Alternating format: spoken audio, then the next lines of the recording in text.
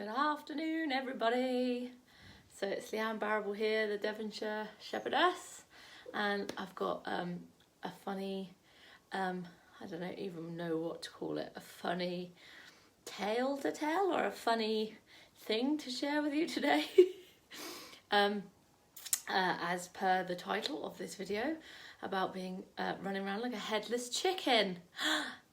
I reckon there's a lot of us running around like a headless chicken. So for those who don't know, if you chop the actual head off a chicken, which I'm not going to do, there's no real chickens involved in this whatsoever. Apparently, I've never watched it personally, but apparently it would seem that they continue to run. So the chicken can run around like a headless chicken for a little while after you've actually chopped its head off, which is strange, but it's to do with its nerves and all this stuff. So it basically is just like, you know, you can imagine a chicken running around headless, kind of. Oh no, sorry, it's headless, it's not going to be making any noise, so it's like, before it finally goes. And the reason I want to talk about this today is because I was listening to Dr. Shannon Irvine the other day, who is a neuroscientist, and I love listening to her speak because she is a real geek. Oh, you're back. Sorry, I think I disappeared.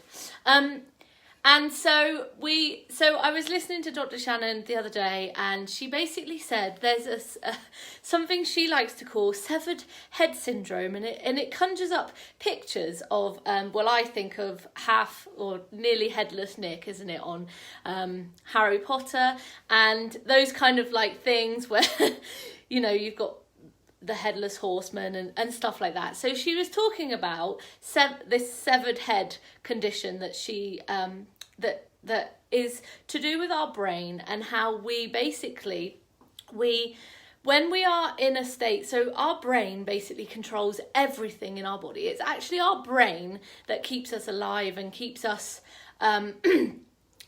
keeps our heart pumping, keeps us breathing. You know, it's actually our brain that tells our body to move and do everything. So our brain is a real powerful thing up here, you know. And when it isn't, when it's trying to work to keep us safe, that's what it's always trying to do. It's always trying to keep us safe, our brain.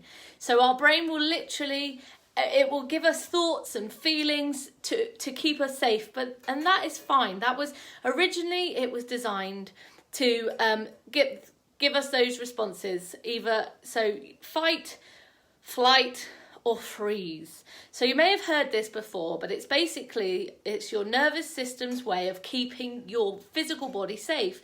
And it was there because years and years ago, we were having to live in the wild with all the animals, and there was always the chance that we could get eaten by a tiger or whatever.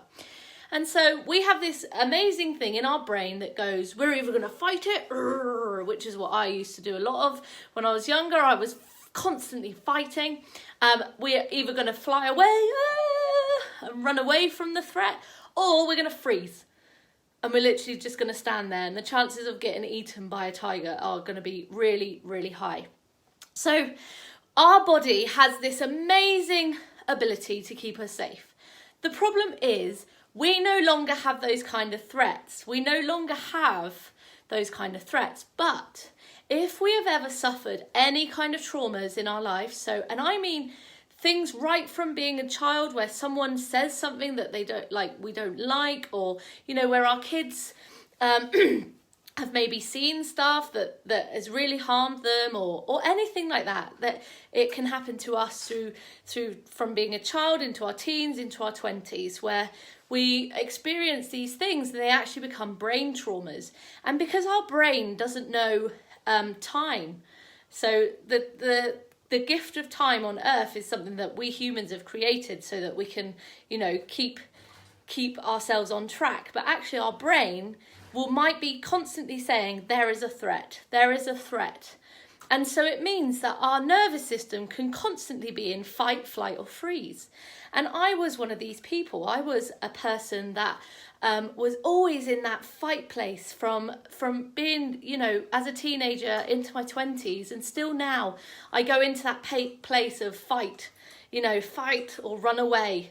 You know, I don't often freeze, sometimes I do, but it's normally fighting or I'm running away. And that is the way our body keeps us safe. And the issue we have now is that there is a threat.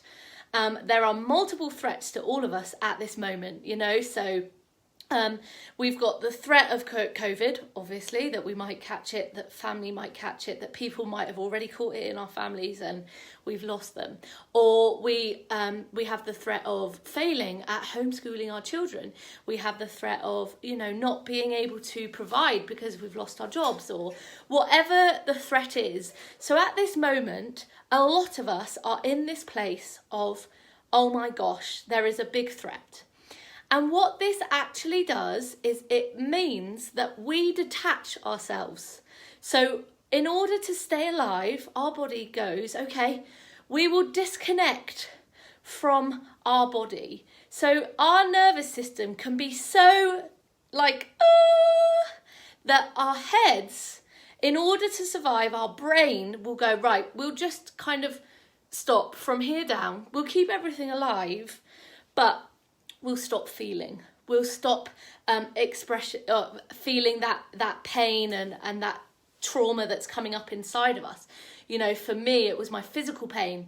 So when I had all the back troubles and things like that, from my belly button down, the physical pain, my brain just went, no, that's always in pain, so we'll cut that bit off. We'll cut it off because she's always in pain. And what I didn't realise is that my brain is amazing at doing this, because it meant that I, you know, in latter years I haven't had to take medication and stuff for the pain.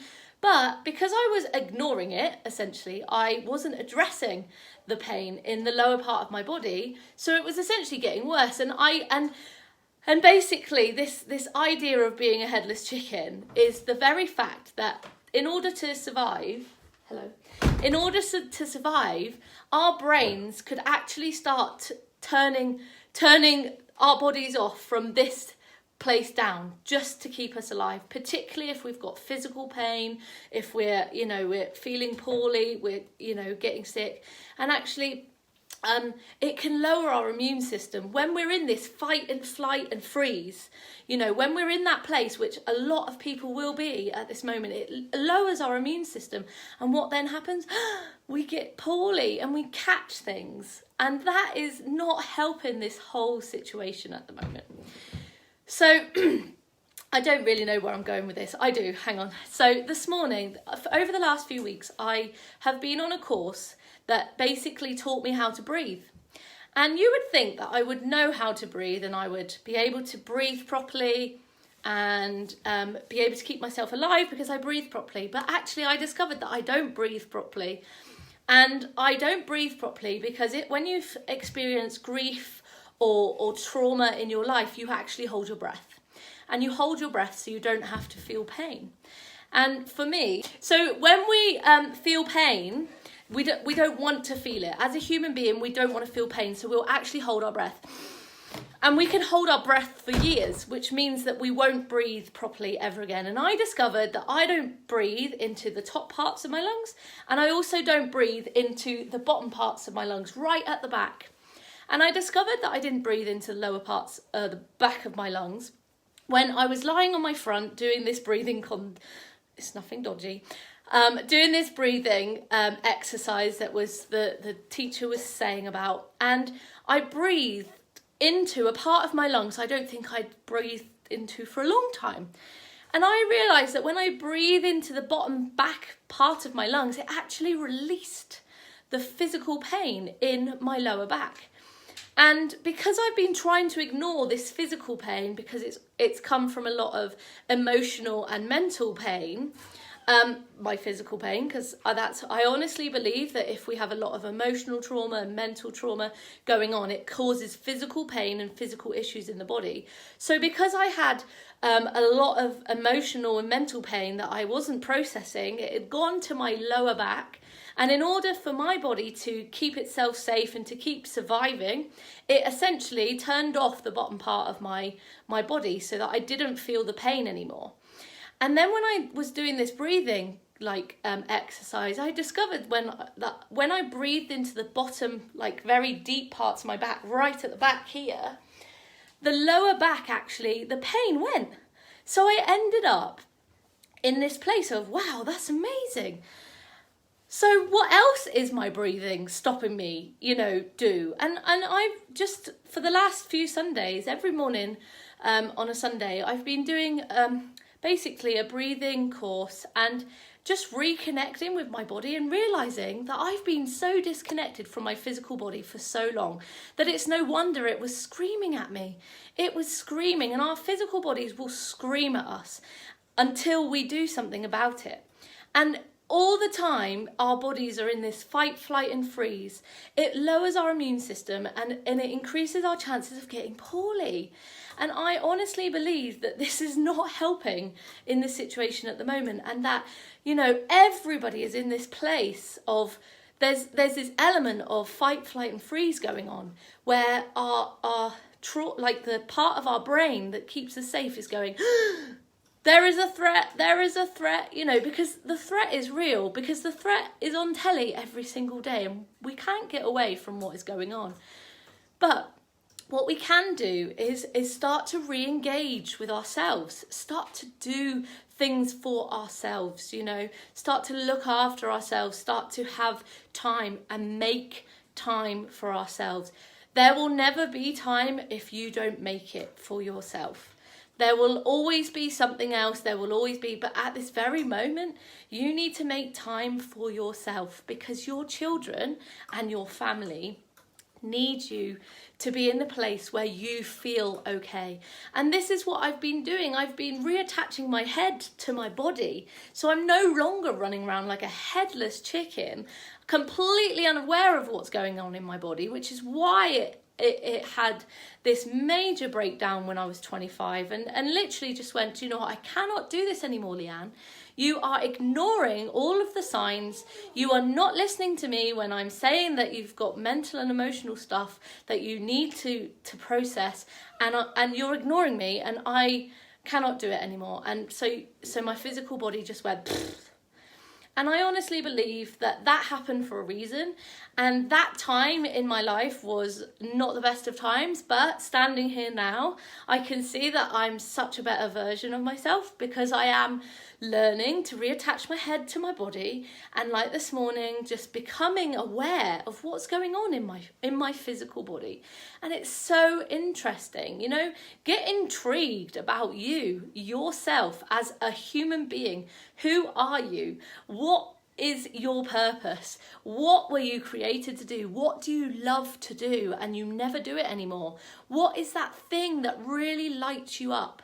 Because the more and more connected you become to yourself, to your your body and your mind, the more you can literally become this amazing version of yourself to help your friends, to help your family. And to help those around us who are really, we all need each other at this moment. And I think more than ever, we've become, as a human race, we've become so disconnected. And we think at the moment that we are very disconnected, but we were already disconnected. We're just feeling it more at the moment, and we're having to deal with that emotional and mental feeling of being disconnected, because we're not allowed to be with each other. So there is my little chat for today. I hope that it has made you think in some way or another about yourself, and how you might be, walking around in a body that's completely detached from your head, because you're trying not to feel pain emotionally and mentally. You're trying not to let it all come out, and you're just holding it in there, and it's you know, coming out in your physical body, you're not feeling well, your skin isn't looking well. There's all these things that our body, that it's signs like, hello, I'm not doing so great, hello. It's like my skin has broken out in this last couple of weeks. So clearly I'm in this place where I'm a little bit stressed at the moment. So I need to work through that. Why am I stressed? What is causing that stress? Because I don't want to be in this place where I'm in chronic mode, and that lowers my immune system, so then it opens me up to catching all sorts of things, not just a cold. So thank you for listening today. If this has resonated with you, then please comment below or feel free to inbox me. And yeah, I hope you've enjoyed this for a Sunday, me running around like a headless chicken. See you later.